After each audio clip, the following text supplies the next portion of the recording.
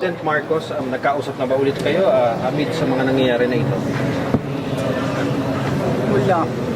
Hindi naman kasi kami talaga nagkausap niyan. Hindi kami magkaibigan.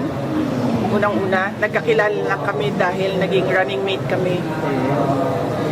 So, bago pa man kami naging running mates, hindi na kami nag-uusap. Nagkausap lang kami during campaign at dahil sa trabaho noon. Basta ngayon, hindi na kami Pero nag-uusap. kailan po yung last na Ang kaibigan ko talaga si Senator Amy Marcos. Kilala niya ako since 2012. Pero ma'am, kailan po yung naging last na pag-usap na po ng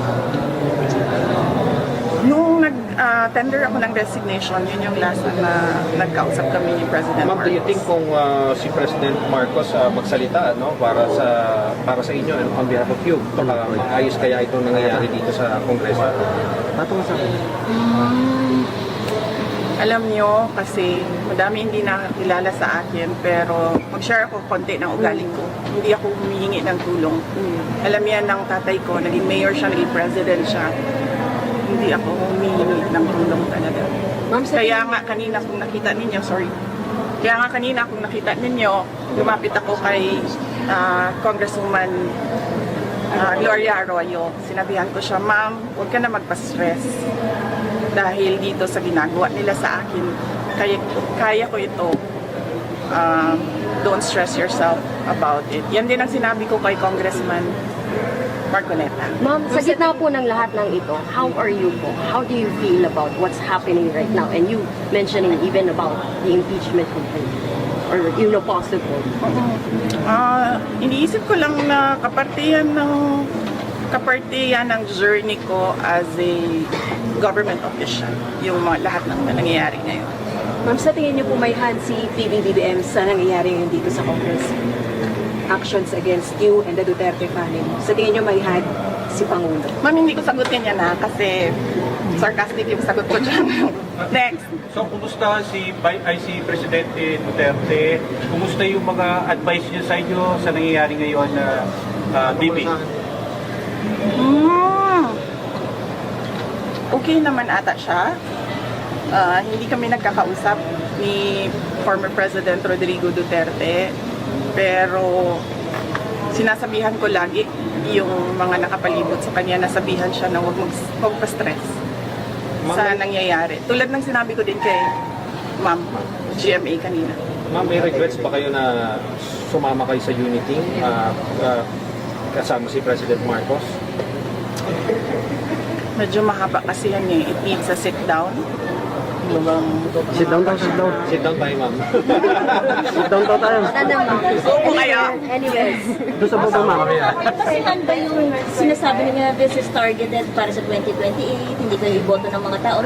May basihan ba yun? Magkano na ba kayo sa 2028? O siya ang nagsabi. Yung Pero kayo, sino yun? Privileged speech. Yes, yung nag-privileged speech. Siya yung nagsabi Pero kayo ma'am, na huwag pagkatiwalaan. Yan ba yung gusto or nag-aambisyon mag-presidente? Siya yung nagsabi. pero kayo ma'am, wala Pero kayo ba, tatakbo ba kayo 2028? Noong 2019, tinanong ninyo ako kung tatakbo ako sa... Noong 2017, tinanong ninyo ako kung tatakbo ako sa 2019. Noong 2019, tinanong ninyo ako kung tatakbo ako sa 2022 at sinabi ko na mag-a-announce ako kung tatakbo ako or hindi January 2021. Sinabi ko magsasagot ako January 2021. Ngayon?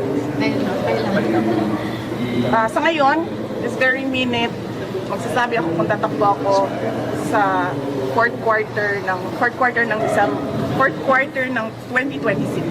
2026. Bibi, sorry to ask this question. Nagsisisi po ba kayo hindi niyo sinunod yung payo ng tatay niyo about sa pagtakbo? Hindi niyo That is a very good question. Needs a sit down. Bibigyan kita ng pakunti ngayon. Naririnig niyo si PRD, di ba, ngayon? Nagsasabi siya, huwag ka tumakbo, President.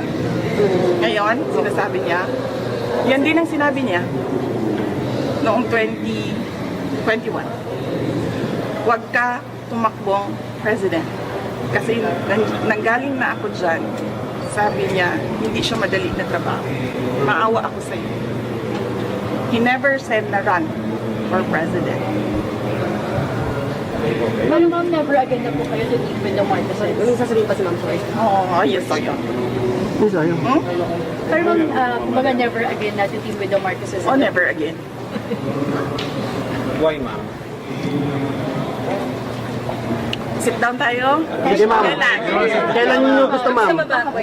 Sa baba, ma'am. Ma'am, last question na lang. Ma'am, last question na lang. You kind of turned emotional when we asked you kamusta ka na kanina and you not asking for help to anyone and even the CGMA Kung kinuha. makikita nyo, di ba, kahit asawa ko wala siya dito.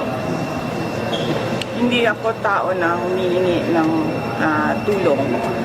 Sinabihan ko lang yung asawa ko kanina, sabi ko, maghanda ka lang. Kasi sabi niya magluto ako, sabi ko, okay, sige magluto ka lang for dinner.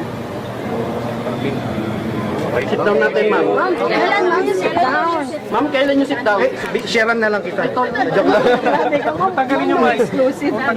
Ma'am, sharean ko sila. Ano na, ayusin na namin. Ayusin namin.